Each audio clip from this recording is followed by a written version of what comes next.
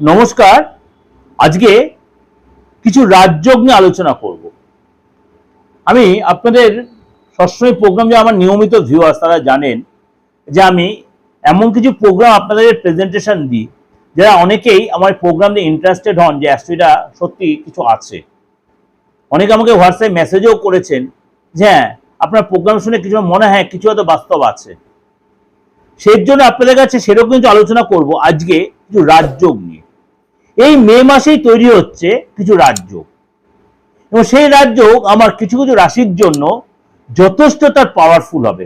যখন কোনো যোগ তৈরি, রাজযোগ হওয়ার নেগেটিভ কোনো যোগ তৈরি হোক, সেটা 12 রাশির ক্ষেত্রে প্রভাব বিস্তার করে। 12 রাশির ক্ষেত্রে প্রভাব বিস্তার করে। এবার একাধিক রাজযোগ এই মে মাসেই তৈরি হচ্ছে। একাধিক রাজ্য কি তৈরি হচ্ছে? যেমনি আপনার বুধায়িত্ব যোগ তৈরি হচ্ছে, যেমনি রুচক রাজযোগ তৈরি হচ্ছে, বুধায়িত্ব যোগ তৈরি হচ্ছে, গজকেশরী যোগ তৈরি হচ্ছে, লক্ষ্মীনারায়ণ যোগ তৈরি হচ্ছে। এই যে যোগগুলো আপনার জন্য কি প্রভাব বিস্তার করছে? এতগুলো যে রাজযোগ, শক্তিশালী রাজযোগ, প্রত্যেকটা শক্তিশালী। কবে কবে কি রাজযোগ তৈরি হচ্ছে চলুন তো একটু আলোচনা করে নিই। প্রথমেই বলি, 12 রাশির জন্য যে এই যে আর্থিক স্থিতি ভালো হবে, কেরিয়ারের ক্ষেত্রে ভালো হবে। আপনার মনে করুন মানে এই যে মালব্য যোগ, ভদ্র যোগ, লক্ষ্মীনারায়ণ যোগ, এই যে যোগগুলো প্রত্যেকটা রাশির ক্ষেত্রে কিন্তু তার প্রভাব বিস্তার করবে। তা কোন সময় কোন যোগটা তৈরি হচ্ছে একটু চলুন তাহলে আলোচনা করি। প্রথমে বলি 11ই মে। 11ই মে মেষের রাশিতে প্রবেশ করবে আপনার হচ্ছে মঙ্গল, যেটা অলরেডি আপনাদের প্রোগ্রাম দিয়েছি। মঙ্গল যখন তার নিজ রাশিতে প্রবেশ করবে তখন সে রুচক রাজযোগ তৈরি হবে। 11ই মে মঙ্গল যখন নিজ রাশি মেষ রাশিতে প্রবেশ করে তখন রুচক রাজযোগ তৈরি হবে।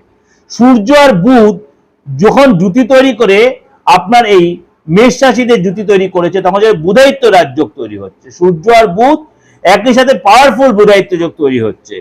চন্দ্র গুরু একসাথে যখন জুতি তৈরি করছে, চন্দ্র যখন মিথুন রাশি থেকে গুরুর সাথে যখন জুতি তৈরি, তখন আপনার গজকেশরী রাজযোগ তৈরি হচ্ছে। 14ই মে মালব্য রাজ্যের প্রভাব কিন্তু থাকবে 14 মে পর্যন্ত। তো এখন তো শুক্র রয়েছে আপনার বৃষ রাশিতে, মালব্য রাজযোগ তৈরি করে।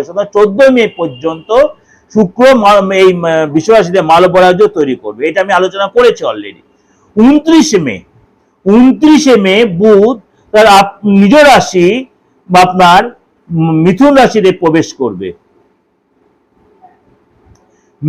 মিথুন রাশি যখন প্রবেশ করবে 29 মে বুধ মিথুন রাশি প্রবেশ করবে, তখন ভদ্র রাজযোগ তৈরি হবে। 29 মে বুধ যখন তার নিজ রাশি মিথুন রাশিতে প্রবেশ করবে তখন সেটা ভদ্র রাজযোগ তৈরি হবে। এই দিন বুধ আর শুক্র দুজনে জুতি তৈরি করে লক্ষ্মীনারায়ণ রাজযোগ তৈরি হবে। তাহলে 14ই মে পরে যখন শুক্র মিথুন রাশিতে প্রবেশ করছে, আর 29 মে আপনার বুধ যখন মিথুন নিজ রাশিতে তখন ভদ্র রাজযোগ তৈরি হলো, আবার শুক্র আর বুধ জুতি তৈরি করে লক্ষ্মীনারায়ণ যোগ তৈরি হলো। It's a miracle time. অর্থাৎ মে মাসে এই যে একাধিক রাজযোগ তৈরি হলো আপনার জন্য কি প্রভাব বিস্তার করছে। প্রথমে বলি, এই যে সূর্য, মঙ্গল, শুক্র, বুধ, এই যে তাদের গোচরের জন্য একাধিক রাজযোগ তৈরি হচ্ছে, আপনার রাশির জন্য কি প্রভাব। মিথুন রাশির কিন্তু আপনার এই যে মানে রাজযোগের কারণে আপনার কিন্তু ইনভেস্ট থেকে, ব্যবসা থেকে কিন্তু আপনার যথেষ্ট লাভদায়ক হবে। এই সময় কিন্তু আপনার কমিউনিকেশন স্কিল তৈরি হবে। এই সময় কিন্তু আপনার নতুন কোনো ডিল, নতুন কোনো যোগাযোগ, নতুন কারোর সাথে আপনার সম্পর্ক তৈরি, আপনি অবিবাহিত বিয়ের যোগাযোগ, এক্সট্রা রিলেশন তৈরি হওয়া, আপনি মার্কেটে আপনার একটা প্রভাব তৈরি হওয়া, এগুলো কিন্তু আপনার হবে। এবং ডিজিটাল মার্কেটিং লাইনে যদি আপনি থেকে থাকেন সেখানে কিন্তু আপনার যথেষ্ট ডেভেলপ করবে। আপনি সোশ্যাল মিডিয়ায় থেকে থাকেন, আপনি আইটি সেক্টরে থেকে থাকেন, আপনার উন্নতি অবধারিত হবে। আপনি যদি কোনো কস্টিউম ব্যবসা, আপনি কোনো জুয়েলারি ব্যবসা, আপনি কোনো বস্ত্র ব্যবসা, এই ধরনের ব্যবসায় জড়িত, সেখানে আপনি ডেভেলপ করবে। মনের মধ্যে একটা কনফিডেন্স আসবে, আপনার পার্টনারের সুসম্পর্ক তৈরি হবে। আপনি বাইরে কোথাও ঘুরতে হবে, প্ল্যান করতে হবে, তীর্থস্থানে যেতে পারেন, আপনি দেশের বাড়িতে, গ্রামের বাড়িতে, সেখানে গিয়ে আপনার যথেষ্ট সুসম্পর্ক তৈরি হবে। কিন্তু এখানে একটা কথা, অহংকার, জেদ, এগুলো আপনার ত্যাগ করতে হবে। এবং আপনাকে এই সময় কিন্তু মানে চোখ বন্ধ করে সব কাজে কিন্তু আপনি হ্যাঁ করবেন না। আপনাকে অবশ্যই একটু যাচাই করে নিতে আপনি কোন দিকে এগোচ্ছেন। শৈশবতে আপনি সতর্ক হয়ে এগাবেন, এগুলো আপনার সতর্ক থাকতে হবে। এই যে আলোচনাটা করলাম, এবার আমি অন্য কোনো ট্রানজিট যখন দেব, ভালো করে শুনে নেবেন কথাটা, কেন এখানে 12 রাশির ক্ষেত্রে যেটা প্রত্যেক ক্ষেত্রে ভালোটাই আমি বললাম। এবার অন্য কোনো ট্রানজিট দেব, মনে করো কোনো ট্রানজিটের নেগেটিভ এফেক্ট আমি বলছি, তাহলে এই যে নেগেটিভ এফেক্টটা আপনি ঘাবড়ে গেলেন, সহজে কমেন্ট বক্সের মেসেজ করে পাঠালে আপনি তো ওখানে যে ভালো হবে, আলবাদ বলেছি ভালো হবে, কিন্তু নেগেটিভ যে এফেক্টটা বলছি ভালো করে আমি তো যেই সব গ্রহগুলো চেঞ্জ হবে তার জন্য কি কি রাজ্য তৈরি, একাধিক রাজ্য যে আপনাদের 12 রাশির ক্ষেত্রে প্রভাবটা দিচ্ছে, ভালো প্রভাব অবশ্যই দেবে, কিন্তু আপনার বাচ্চাটা আগে দেখুন, শুক্রটাকে আপনার নেগেটিভ নক্ষত্রে রয়েছে, রবিটা কি নেগেটিভ নক্ষত্র না, বৃহস্পতি নেগেটিভ, এগুলো যদি হয়তো এটা নেগেটিভ ফল দিচ্ছে, এরপরে আপনার কোনো গ্রহ হয়তো ট্রানজিট হচ্ছে, তার জন্য কোনো রাশির জন্য আমি নেগেটিভ ফল বললাম, ততটা নেগেটিভ দেবে না যতটা আপনাকে এখানে পজিটিভ বললাম, সে পজিটিভটা নেগেটিভ পথে অনেকটাই খর্ব করে দেবে। এই যে পজিটিভ প্রভাবটা বললাম না, নেগেটিভ প্রভাবটা অনেকটাই খর্ব, যদি আরো খর্ব করে দেবে, নেগেটিভ প্রভাব হবেই না যদি আপনার বাচ্চাতে গ্রহ রাশির সিচুয়েশন অনেক ভালো থাকে, যে গ্রহ রাশির জন্য রাজযোগ তৈরি হচ্ছে, মঙ্গলের জন্য, শুক্রের জন্য, বুধের জন্য, বৃহস্পতির জন্য, তাহলে আপনার নেগেটিভ প্রভাবটা তার গায়েই আসবে না। বলতে পারলাম কি মজার জিনিস না অ্যাস্ট্রোলজি, অনেকটা আমাদের ছোটবেলায় বীজগণিতের মতো, পুরো আপনার যত ফর্মুলা মুখস্থ, যত অ্যাপ্লাই করবেন, যত আপনি আপনার মুখস্থ আপনার, এটা পুরো সেই বীজগণিতের ফর্মুলার মতো, একদিকে যদি খারাপ হয় আরেকদিকে ভালো দিয়ে মেকআপ দিয়ে দিচ্ছে, মাইনাসে মাইনাসে প্লাস করতে আমরা মনে আছে, প্লাস মাইনাসে মাইনাস, মাইনাস মাইনাসে প্লাস, সেই থিওরিগুলি একটু মাথায় নিন, আপনার উত্তর আপনার কাছেই পেয়ে যাবেন। এই যে 12 রাশির ফায়দাটা বললাম, আপনারা অনেকটা এগিয়ে থাকলেন। নেগেটিভ প্রভাবটা এখন বলবো, কোন রাশির প্রভাবের জন্য আপনারা অবশ্যই দুটোকে মার্চ করবেন, তারপরে ভালো মন্দটা সারাটা মাস আপনারা উপভোগ করে ফিল করবেন।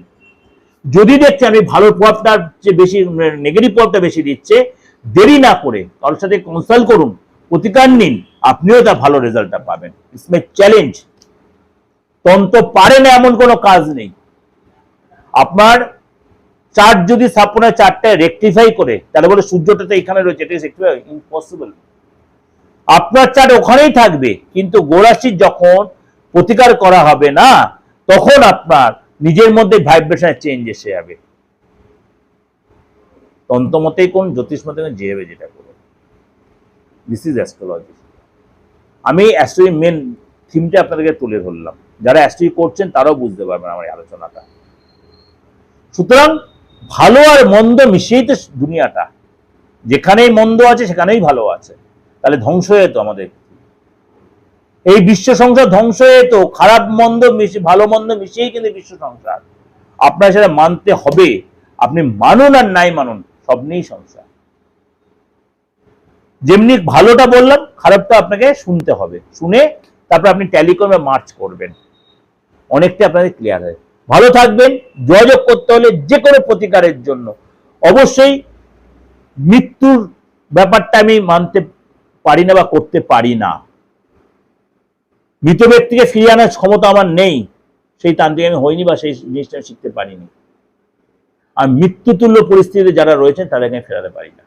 এছাড়া মোটামুটি তন্ত্রমতে আপনার বাস্তুর উইদাউট ডিমোলাইজড রেক্টিফাইন করেছি, চাকরির জায়গায় ফ্রি দিয়েছি, দীর্ঘদিন ধরে আমি সাসপেন্ডে করেছি, আইনের ঝামেলার জর্জ। হ্যাঁ, তাহলে কি আপনি আজকে দিয়েছে কালকে হতে? Impossible matter.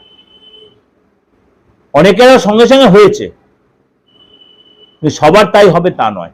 কারণ 29-30 বছরে আমি লক্ষ লক্ষ লোক দেখেছি, লক্ষ লোকের আমি প্রতিকার দিয়েছি, আপনাদের সেই ভালোবাসা, সেই আশীর্বাদ পেয়েছি। সুতরাং আপনিও যদি মনে করেন দেশে বিদেশে যারা আছেন, আমাকে বিশ্বাস করে আসতে পারেন। অনলাইনে প্রেডিকশন নিতেই পারেন, অনলাইনে আপনি প্রতিকার পাঠাতেই পারেন, কারণ এইটাই হচ্ছে আমার ফোনপে, এটাই আমার হোয়াটসঅ্যাপ।